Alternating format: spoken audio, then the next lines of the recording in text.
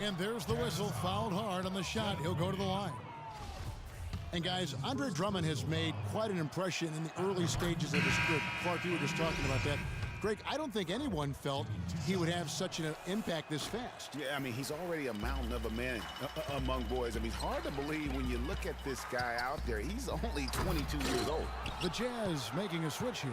Exum's checked in. And then for Detroit, Johnson, he's checked in for Tobias Harris. Caldwell Pope comes in for Meeks. And Steve Blake is subbed in for Reggie Jackson. And their offense already in a flow. Some stellar shooting to jump out to this league. Quality looks they're getting, and they're capitalizing on them, guys. They have to be happy with this start offensively. Hippie, the follow-up jam. No tip required when you've got room to make the stuff. Yeah, some powerful second chance points right there. Yeah, and guys, not wasting any time, just straight back up with it. And it's Freak missing. Going back to Andre Drummond, some say there aren't any true centers entering the NBA these days. But I look at Andre, I look at DeMarcus Cousins, Joel Embiid, Karl Anthony Towns, and I think to myself, what are these people talking about? And a look at how the hustle game has been going for the Pistons. You know, they've done a great job of getting a hand up on shooters. Actually have gotten a lot of blocks as well, solidifying that defensive effort. And also defensively, they've been able to cause some turnovers tonight, and that also builds confidence and gives you momentum. Mac, good. And talking about Andre Drummond, I remember when he fell to number 9 on draft day. All sorts of experts were making excuses as to why. But even then, there was this eerie feeling that some teams had made a huge mistake in passing on it. And that feeling turned out to be correct.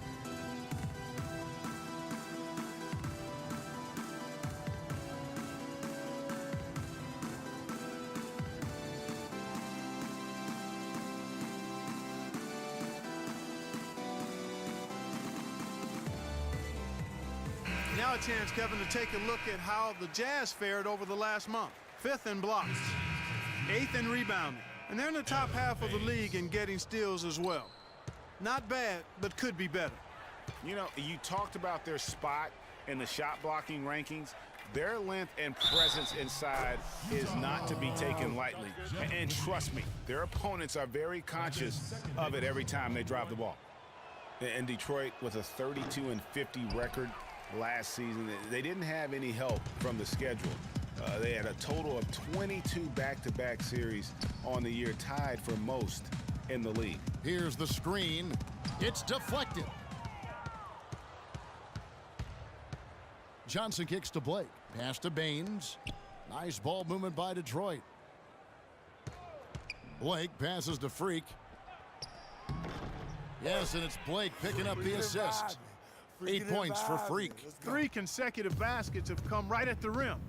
The defense had better start buckling down and tightening up. Guys, they are getting exposed in terms of their low post defense. Here's Booker. Here's Whippy. And he was fouled on the way up. 2 free throws now for him. Utah shooting their 3rd and 4th free throw attempts of the game. Whippy taking 2 shots. First one falls for him. So Utah ends up going with the new group. Oh, no. Bad time to slip up there, Kevin. They got to stay focused. And taking a technical there is the last thing you want to do. The opposite of smart basketball. The Jazz have gone 5 of 7 from the free throw line in the game. And in an era where so many guys take the money and run, Gordon Hayward did the best he could to live up to his new contract. Clark, last year, a 4-year max deal signed heading into last season. Yeah, and the way max contracts work nowadays, even the upper mid-tier guys are getting them. A trend that will probably continue, at least in the near future. I don't like it, though. There are only a small number of guys that are really max contract players in the NBA. Booker out there with Favors, and it's Hayward, then it's Shelvin Mack, and it's Burke in at the point. That's the 5 on the floor for the Jazz. Second quarter of play with almost 3 minutes gone. And the basket good. And when you get back to Hayward, last year his points per game were way up. But really impressive, his shooting But really impressive, his shooting percentages were way, way up. That's a big step forward, I believe, in his development. And let's now go to the sideline. We'll catch up here with Doris Burke. Doris? Well, Kev, Freak in the last matchup against the Nuggets provided a nice lift. He finished with 13 points and played some lockdown defense as well, causing havoc on both ends of the floor. Overall, just an incredible bonus for his team as he made a big impact coming off the bench.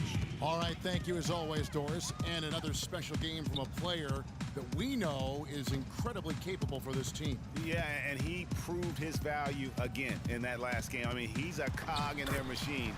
No doubt. Yeah, and they're going to need a few other players to lend a bigger hand today. I mean, they can't expect him to carry the entire load 2 games in a row. You know, on the topic of whether Hayward is a true max prospect, he did some things last year to at least argue that he is. He was stronger, a lot more aggressive going to the rim. His defense improved, too. He'll need another year of development like that to silence the doubters. That's their 3rd straight make off an assist. Great ball movement. Jackson dishes to Harris. At the elbow, it's Freak. Great D that time from Favors. And typically he has the touch to finish when he's in tight, but not sure on that possession. Hayward kicks to Withy. The basket good off the assist from Hayward. Withy's got 4 this quarter. It seems that every pass they make is leading to a score here. I mean, that's just exquisite ball movement. And that's because the ball is looking for the best shot, and it's really paid off for them during the run. And guys, isn't it great to see a player who works that hard on the glass at both ends? Well said, G. That's the way he has built, you know, his reputation. Clark grinding away, 100% effort all the time. And you know, Kevin, all that effort pays off. How many of those spectacular footback jams do we see from this guy? A bunch. Let's find out what Doris Burke has for us. In the break, guys, I listened in on Stan Van Gundy's huddle. He made no mistake that their plan was to run their offense through Drummond. Coach reminded his guys that he is the centerpiece of their offense, and he's the one they want with the most freedom to operate. Maybe making those early adjustments will give them time to judge their effectiveness by halftime. We'll soon find out, Kevin. Thanks, Doris. The offensive rebound, and Jackson gets it to go. Well, it's obvious the difference in this quarter has been their dominance on the offensive boards. Yeah, plenty of second chance points. Also keeps the opponent out of transition, not resting on their lead, staying active. Knocks it loose and stolen by Freak. And here we go, fast break. Freak's got it, and that one's good. And that's 11 points for Andre Drummond. Well, that fast break went according to plan. Yeah, nice job there, Greg. Recognizing the opportunity was there to push it, and then excellent execution. Hayward from outside. That one falls coming off Burke's feet. Burke's got 4 assists in the game. Got it. Ball inside. Now the pass to Freak. Fires at the elbow. And Detroit again with the bucket. I like the recognition of the mismatch there, immediately making the defense pay. Here's Burke. He had 25 points in the win against Washington. And also, his assist total tells you about the job he did of keeping his head up and keeping his teammates involved. Took him no time at all on that one. 8 points for Reggie Jackson. You know, he's putting on an outstanding offensive display, and he may just be getting warmed up here. The shot by Hayward, wide open, and Utah another 3. Lovely dish by Columbus's own Trey Burke. Pistons leading by 16. About 3 seconds between shot and game clock. Jackson has the open look. Sinks the triple. Jackson's got 9 points in the quarter. And they're just raining threes on both ends. Boy, I love the answer. You come at me with the 3, I'm coming right back with my own triple. Favors with the screen. Hayward goes in. Takes the 3. The shot is off.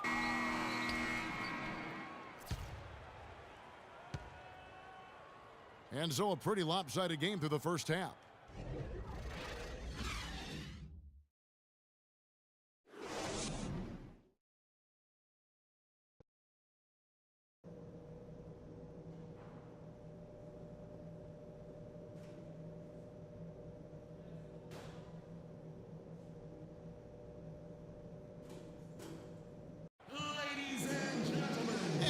welcome you back. We begin our second half. So far, not a tightly contested. So Utah going with an almost entirely new group here. Withey's checked in for Favors. Alec Burks comes in for Gordon Hayward. Exum, he's checked in for Hood. And Max subbed in for Trey Burke. On the court for the Pistons, Freak in at power forward. Kentavious Caldwell-Pope is out there with Steve Blake. Then it's Aaron Baines. And it's Johnson in at the 3 slot. And Mack kicks to Gobert. Nice ball movement by Utah. Count the bucket. Mack's got 8. Man, can you always depend on him or what to lead you to the right place with that pass? Money. And you know, guys, Dante Exum is such a fluid, versatile athlete. Really shows great promise. Has tremendous size and length for a point guard. Can also play the 2. His rookie season last year, though, a mixed bag. Withey gets the bucket. You know, he's knocking down his shots today, but it hasn't really translated to the scoreboard yet.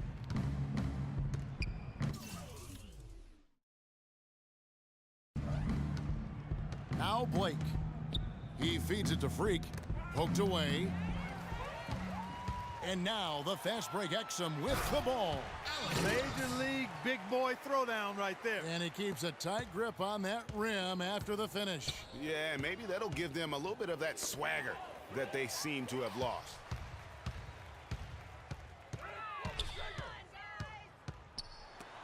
It's deflected. Caldwell-Pope passes to Freak, and he'll shoot free throws here. Clearly fouled on that shot that time, the whistle blowing. And there's the call, Utah the foul. And to look at how the offensive approach has been going here so far for the Pistons. The mid-range that you've seen from them about as good as it gets. And there has not been a drop-off in the second half. Another thing they've done tonight is work the ball into the paint for plenty of those close-range points. You got to have those. Jackson, he's checked in for Steve Blake. It's tipped out of bounds. Pistons ball as Detroit keeps possession.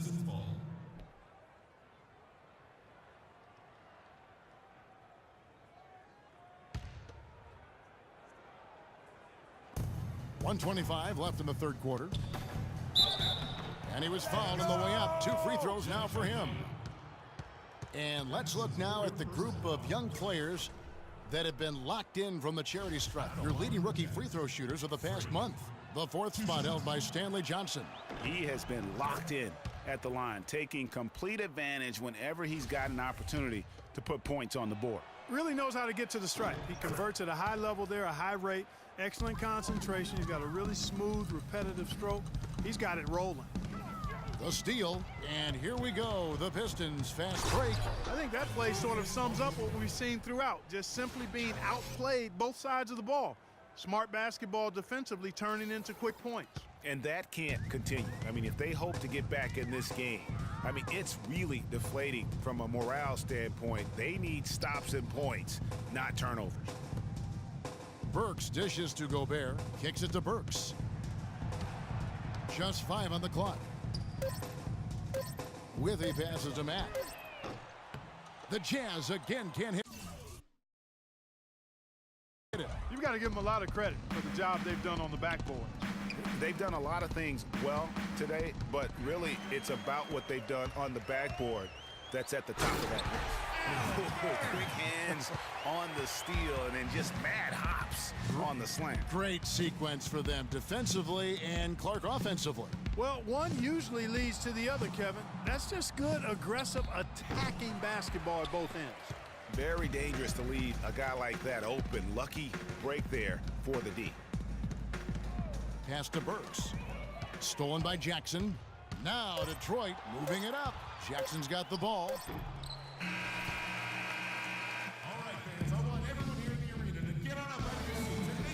And we welcome you back as we get going here in the fourth quarter. The final quarter of play can change everything.